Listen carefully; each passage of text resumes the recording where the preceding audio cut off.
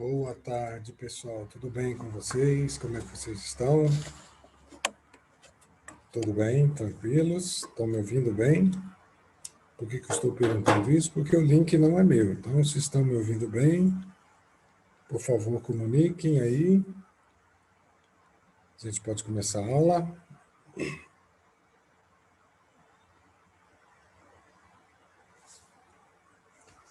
Vamos ver aqui, já veio uma resposta. Sim, beleza. Então, vou compartilhar a tela aqui. Compartilhando a nossa tela, vamos lá.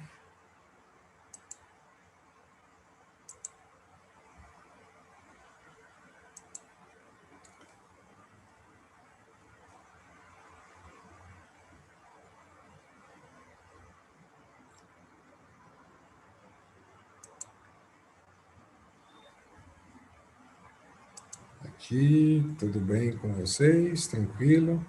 Então, pessoal, o link, apesar do link não ser meu, é um link da escola.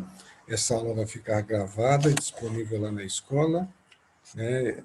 Eu acho que até o Célio deve estar presente nessa aula aí. E vamos começar o nosso assunto, beleza? Gostaria muito da participação de vocês. Nas duas últimas aulas sobre esse tema, a participação de vocês foi excepcional.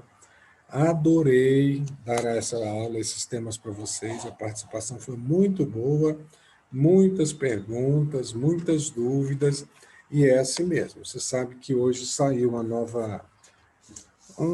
novo documento, né, que as aulas presenciais não vão voltar tão cedo, as aulas presenciais vão ficar aí, no mínimo até o dia 29 de novembro, dezembro, por aí, sem aula presencial, e a gente tem que acostumar por aqui mesmo. Não temos outra saída, não é vontade minha, não é vontade da escola, não é vontade de vocês, mas é o que eu disse nas outras aulas, é aqui que a gente tem que se adaptar. Né? Então, é o que temos para o momento e garanto que vocês têm o melhor para o momento. Né? Você tem à sua disposição os melhores professores, as melhores aulas estão aqui online com você no cursinho, né? E o nosso curso, Colégio Planeta, principalmente vocês do Vespertino, não perdem em nada para outros cursos. Até nivelou quase a carga horária do Vespertino com o matutino. Então, é pedir para vocês continuarem firmes e continuarem motivados. Deem um jeito de se motivar, a gente vai tentando motivá-los por aqui, porque o Enem não está cancelado, vai ser dia 17 de janeiro.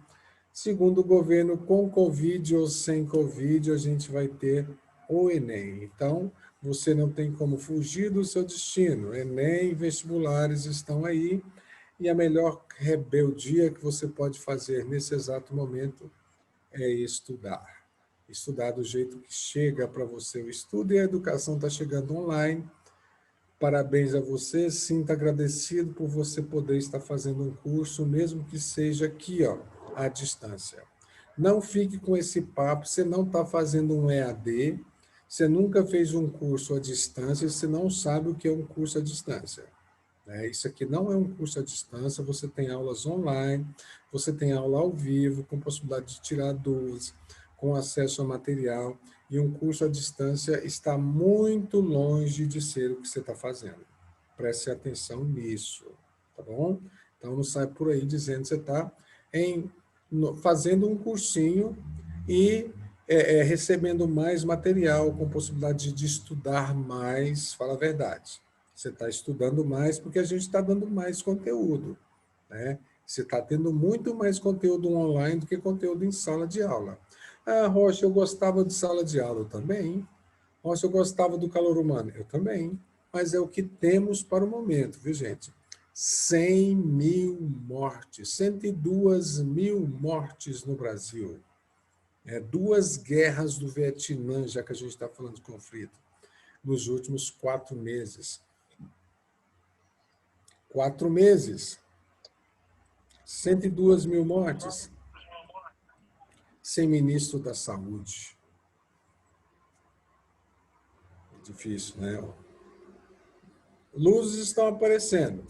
Hoje, Rússia anunciou que ela vai começar amanhã a vacinar o povo russo com uma vacina que ela descobriu. Não divulgou nenhum documento para essa vacina, desenvolveu toda a vacina dentro do seu território, fechadinha, e ela chamou isso de Sputnik, o mesmo nome do primeiro satélite colocado em órbita. Então, uma nova guerra fria, uma guerra tecnológica, está surgindo por aí entre Estados Unidos e China, e a Rússia entrando no meio, e estamos aí. Ano que vem a gente volta presencial. Antes de começar a aula, um convite a vocês. Eu não sei se vocês já viram nas nossas redes sociais. Hoje, às 19 horas, ou seja, acaba o seu cursinho aí, você não vai sair da internet. Hoje, às 19 horas, nós temos uma live no canal do YouTube, o canal Mais Gel. O canal Magel convidou 3 grandes professores das maiores escolas de Goiânia, ali do setor Bueno, né? 3 grandes amigos, 3 grandes colegas, já dividimos aulas, já dividimos turma, e esses 3 grandes professores vão, junto com o canal Magel, falar também de conflitos. Nós vamos falar sobre o Líbano, a explosão que teve no Líbano, levantou outros conflitos, o governo caiu, e a gente vai falar sobre o Líbano, hoje às 19 horas. E aí a gente convidou 3 professores da comunidade libanesa, do mais alto escalão das escolas do Bueno.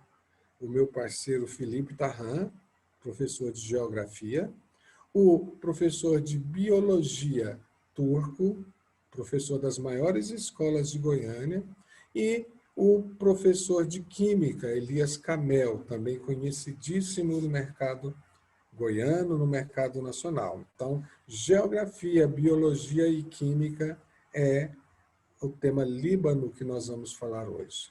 Assista, porque se você não assistir, é só você que não assistirá.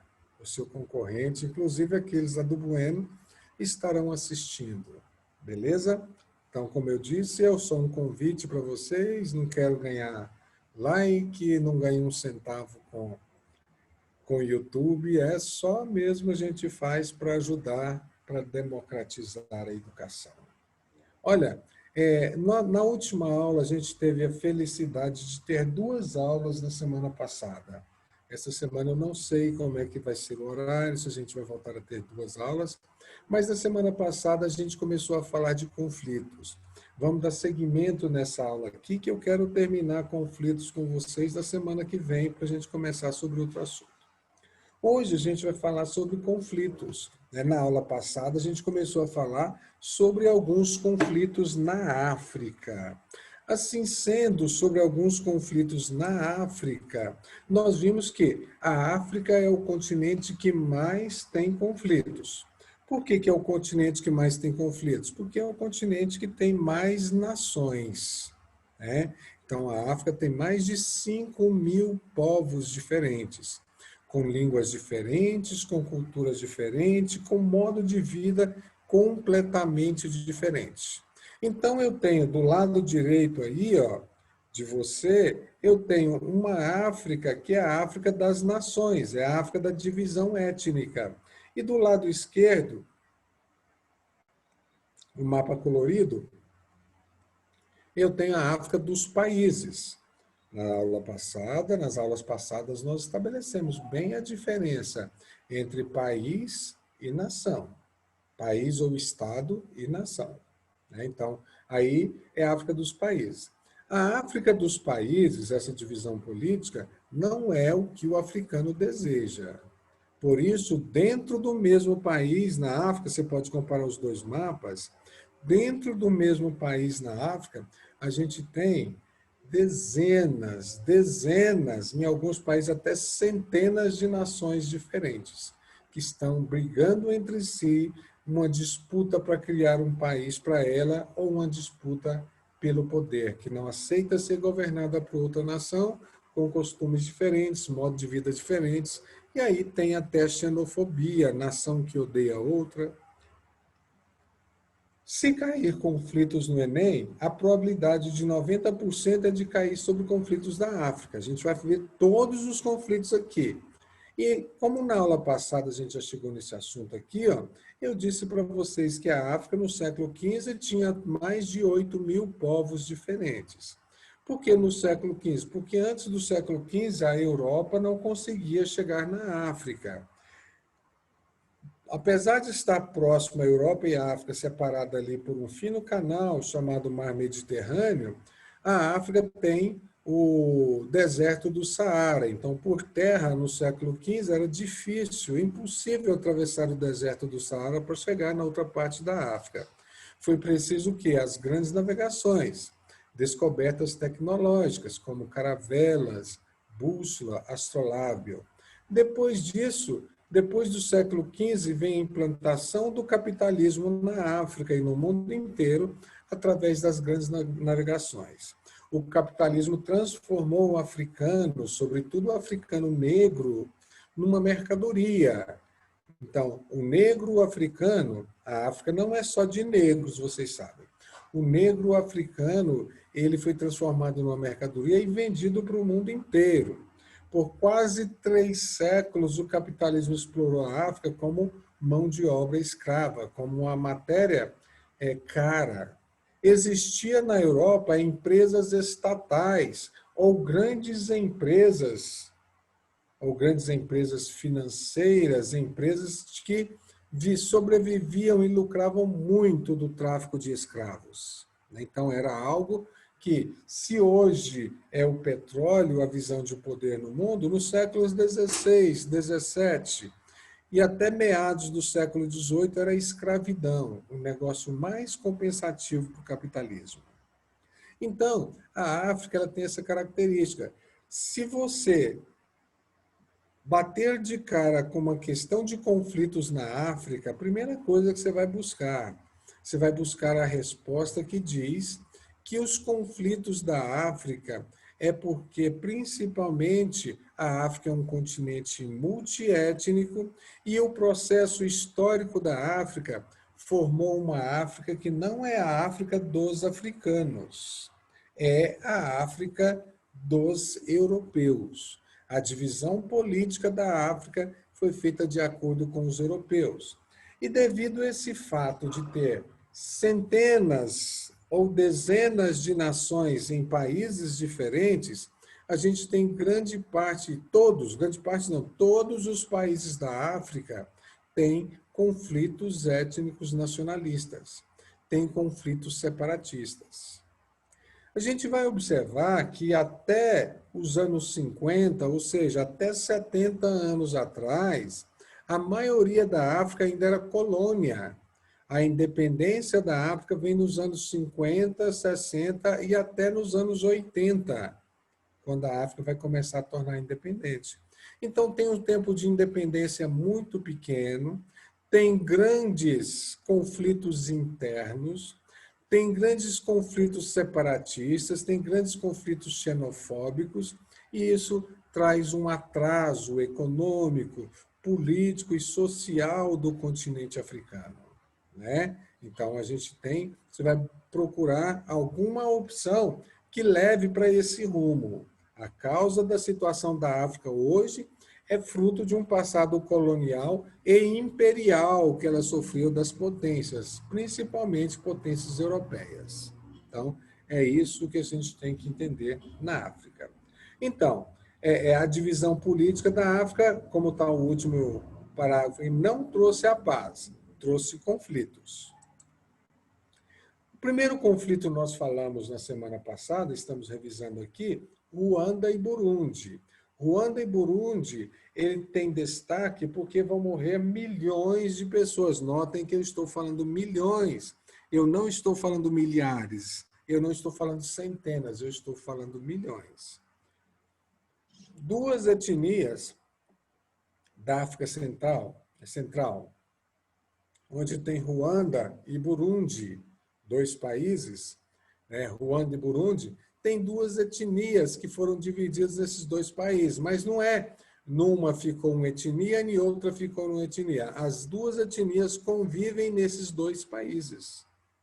né? Então, ao invés de criar dois países diferentes, colocaram dois países com as etnias ali. Então, nesses dois países aí, os Hutus e os Tutsis, ou Tus e Tutsis, brigam pela disputa de poder. O ápice desse conflito chegou ali nos anos 90. De 90 a 94, em números oficiais, morreram 2 milhões de pessoas.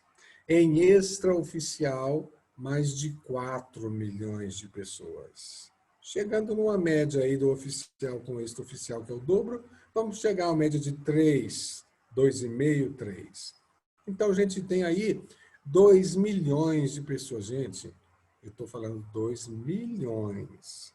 Se no Brasil a gente se escandaliza que 102 mil mortes ocorreram em 4 anos, e no ritmo que está, até no final do ano, a gente vai atingir 1 milhão, viu, gente? Quase 1 milhão de pessoas. O número de mortes no Brasil pelo Covid-19 é maior do que o número de mortes na China e na Índia. Como é que pode uma coisa dessa, gente? E o que está acontecendo? Está acontecendo com a gente hoje o que a gente faz com a África. Como assim, Rocha? A gente faz uma banalização do mal, uma banalização da morte. Nós desqualificamos a morte e aprendemos a aceitá-la como algo banal. Enquanto não está no meu convívio, eu aceito 100 mil mortes pedindo para abrir a economia. Eu não exijo que os meus governantes tenham problemas emergenciais que possam me manter em casa. Eu não exijo que os meus governantes enfiem a mão no bolso e peguem o dinheiro da arrecadação dos impostos e façam planos. Eles têm que investir como se o país fosse uma grande empresa geradora de lucro. Então, a cobrança acaba sempre sendo feita em cima de quem? Em cima da escola privada, que não dá aula, em cima do trabalhador, do professor, em cima do mercado, que não poderia estar funcionando, porque nós não banalizamos as coisas. Lembra quando nós entramos em lockdown, há 5 meses atrás, nós entramos em lockdown, Goiás tinha 2 contaminados e nenhum morto. Nós morremos de medo do Covid. Agora, com mais de 100 mil mortes, a gente acostumou e achou que é coisa de rotina. A gente não se sensibiliza mais. Assim como a gente não se sensibiliza com isso que acontece na África. Fala a verdade, puxa pela sua memória. Inconscientemente, quando você vê uma imagem de uma criança africana, raquítica, morrendo de doença e de fome, você acha isso normal? Sim, é normal ver africano morrendo de fome, você já associou a isso a normalidade. Mas quando tem uma notícia de um jovem que perdeu a família, que está passando fome por causa da violência de uma guerra na Europa, um jovem de olho azul, pele branca, cabelos loiros, você se sensibiliza muito mais.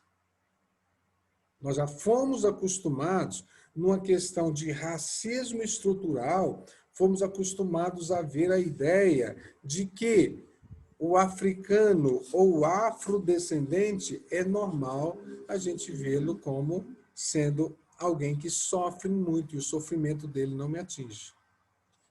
Mesmo na mídia, está ganhando uma outra conotação, mas muito lenta hoje. Mesmo na mídia, quais são a maioria dos papéis que os afrodescendentes desempenham em filmes ou em novelas aqui no Brasil? É motorista, é bandido, é serviçal, é cozinheiro, né? Porque é a imagem, essa associação que a gente faz com relação a esse tipo de situação aqui no Brasil e também no mundo. Então, aí a gente tem Ruanda e Burundi. Eu queria muito que vocês tivessem uma aula bem legal sobre conflitos da África. Por isso, eu sei que você está com o seu caderninho de lado e a sua caneta. Você vai assistir um desses filmes aí para mim, para você entender os conflitos da África. Você pode assistir o primeiro filme indicado, Hotel Ruanda, ou Tiros em Ruanda. Primeiro filme indicado. Hotel Ruanda. Segundo filme, Tiros em Ruanda. Terceiro filme indicado, Diamante de Sangue. Inclusive, o ator é o Leonardo DiCaprio. A África está em Hollywood. Diamante de Sangue. Outro filme indicado, O Último Rei da Escócia. Presta atenção. O Último Rei da Escócia. E vamos indicar mais dois. Você pode assistir Mandela ou você pode assistir Invictus. Todos dois falam da história de Mandela. Mandela ou Invictus. Então, é uma forma de você aprender. E, inclusive, no Enem, cai descrição de filmes.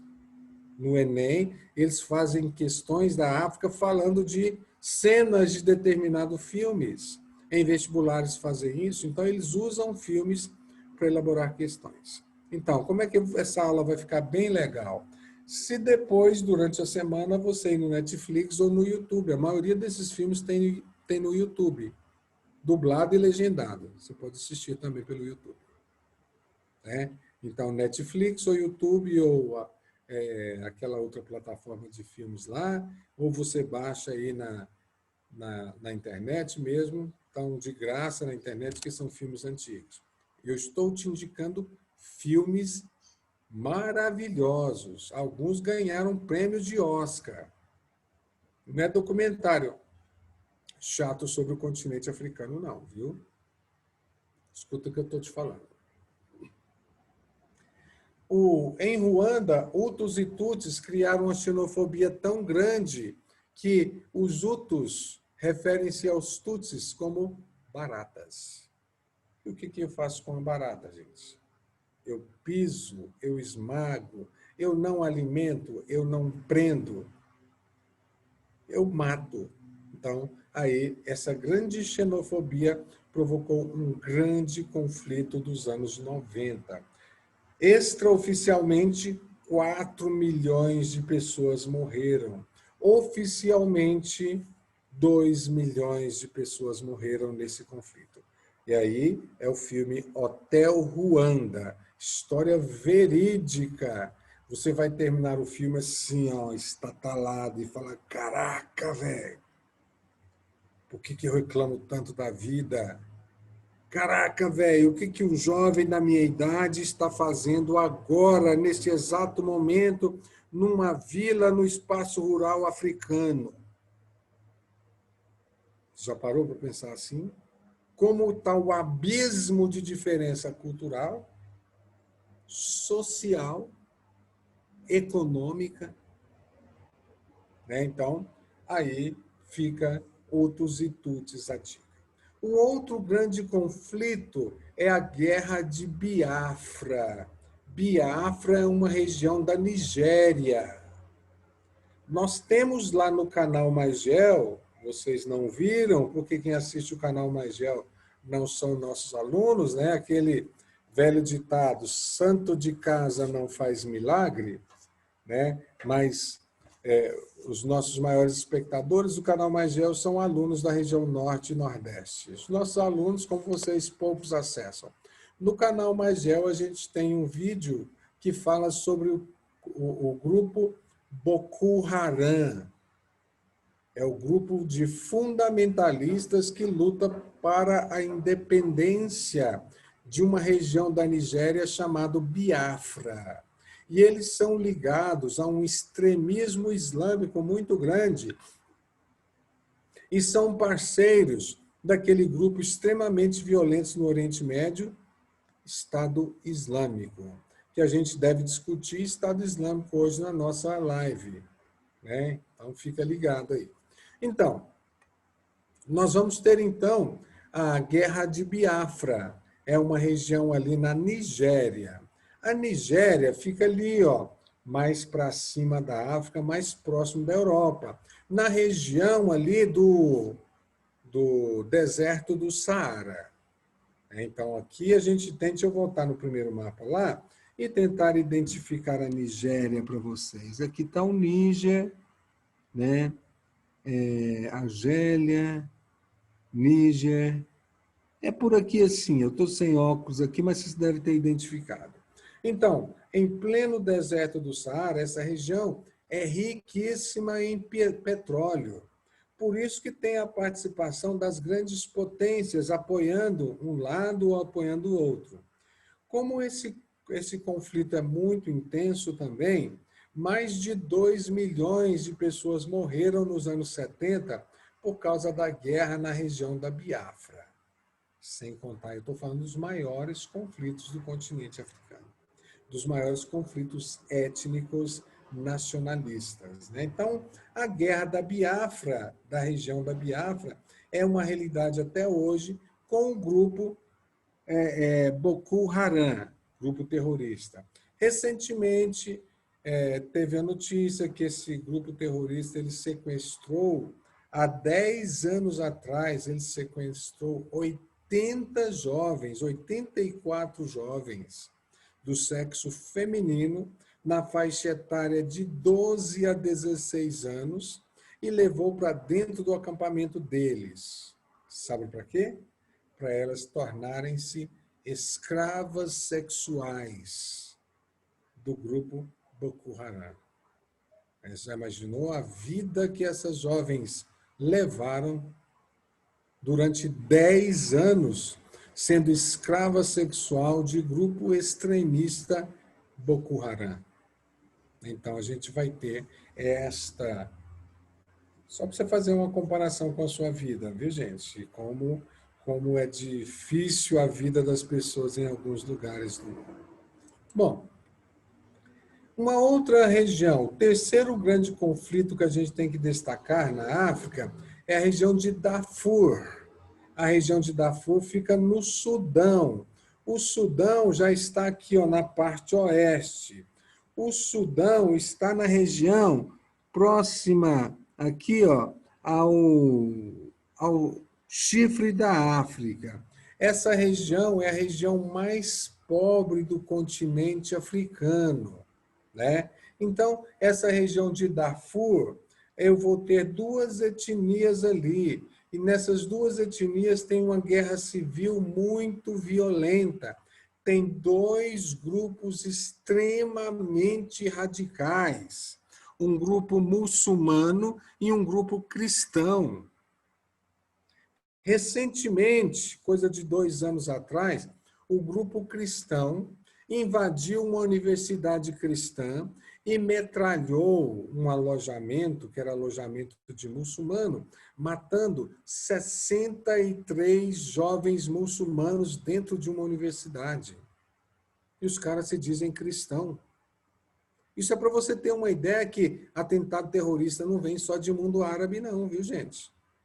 Então, a questão da África, nessa questão do Sudão, gerou o quê? Há 5 anos atrás, até a divisão do país.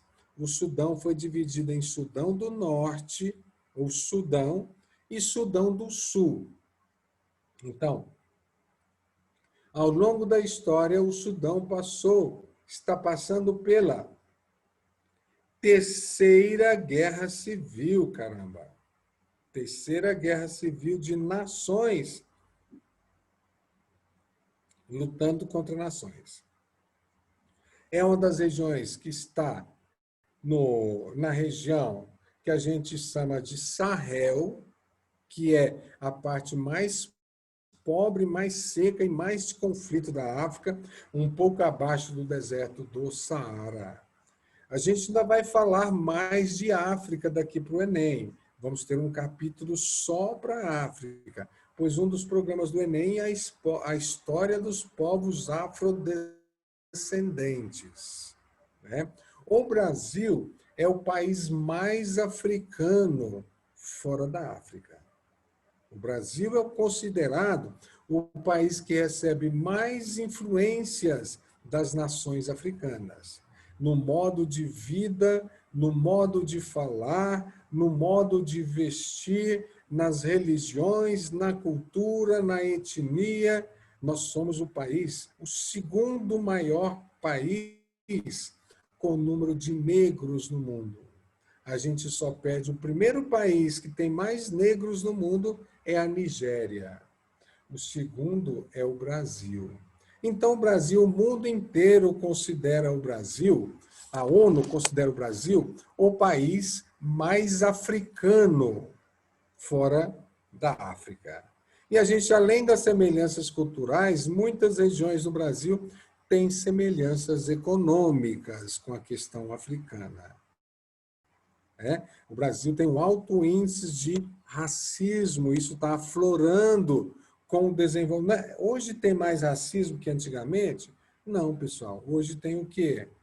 Hoje tem mais meio de comunicação para você registrar. E só na semana passada foram vários, né? Você viu muito bem a imagem daquele cara do condomínio fechado humilhando o entregador, o menino que trabalha no iFood, né? Então, um ato de racismo extremo. Você viu também nessa mesma semana os seguranças do shopping imobilizando e batendo no jovem porque confundiu ele com um ladrão por causa da aparência física dele, né? Porque ele comprou um relógio, foi devolver o relógio e saiu de lá com o relógio no bolso. E aí os seguranças do shopping veio e espancaram ele. Se não fosse as outras pessoas gravarem e mostrar, ele estaria provavelmente morto de tanto apanhar.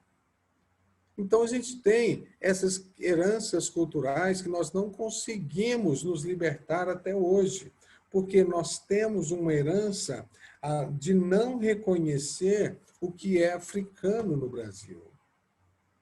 Você não se reconhece, como eu disse, é o país mais africano fora da África. Você reconhece isso? Você se reconhece como africano? Né? Então, deixa eu ler aqui, eu estava esquecendo de ler, porque o link é da escola, eu esqueci de observar isso aqui. Né? Eu conheço um sudanês da região de Darfur, e ele foi embora do Sudão e hoje vive como refugiado na Indonésia. Então, né, refugiados, e aí quando os caras se refugiam por causa de guerras provocadas pelo interesse da descolonização Europa, os caras vão para a Europa, por exemplo, seu amigo foi para a Indonésia, ali na Ásia, mas os caras vão para a Europa, como é que eles são recebidos lá, gente? São recebidos com uma intensa xenofobia, são recebidos com intenso ódio. E o brasileiro não é diferente, né, gente? Hoje a gente tem hoje, quem que não precisa de visto para entrar no Brasil? O país que tem o maior número de Covid do mundo, qualquer americano entra e sai do Brasil a hora que quiser. Então, é Estados Unidos, Canadá, Japão e Austrália. Esses 4 países não precisam de vistos para entrar no Brasil. Vê se um país, um africano, sai da África e vem para o Brasil com facilidade. Hoje, não. Na política do atual governo, não. A negação do negro na população brasileira é muito grande. O padrão de beleza que a gente escolhe, o padrão europeu que nenhum brasileiro atinge. A mulher é o padrão Barbie. Como é que você vai atingir um padrão Barbie se nós somos fruto da miscigenação do negro, africano, do índio brasileiro e do europeu? Então, isso nos traz a ideia de que a África está presente no Brasil. O Brasil é africano, pessoal. O Brasil é um país que tem muito mais influências da África do que influência da Europa. O da Europa, a gente tem a língua e a religião, mas a maior parte das outras influências são do continente africano e do indígena, né? Então, assim sendo, por isso que a África é importantíssimo para o Enem e importantíssimo para o vestibular. Como é que cobram isso no Enem? Cobra a questão de falta de identidade do brasileiro. O brasileiro, principalmente a maioria dos brasileiros, imagine o quão é difícil para uma jovem negra no Brasil, né, nos padrões de beleza. Na sua escola, no ensino fundamental, você já discriminou alguma jovem negra ou você já foi discriminada? Conta para mim aí. Você já, mesmo que você não foi discriminada, você já se sentiu inferior ou achou que ela era inferior por ter o cabelo encaracolado, a cor da pele diferente? Já fez piadinha com alguém assim? O racismo no Brasil é uma coisa estrutural. É a negação da culpa de quase 400 anos de escravidão, gente. Depois a gente libertou os escravos sem nenhuma indenização. E o indivíduo não tinha educação, não tinha trabalho, não soube se enquadrar de novo na sociedade. E hoje, como é que a gente tem? Visita uma penitenciária. A maioria da população carcerária é afrodescendente. Visita uma periferia. A maioria da população é afrodescendente. Qual a cor das pessoas que moram em condomínio fechado? Predominantemente. Que moram nos espaços mais caros. Qual é a cor dos donos das maiores empresas? Qual é a cor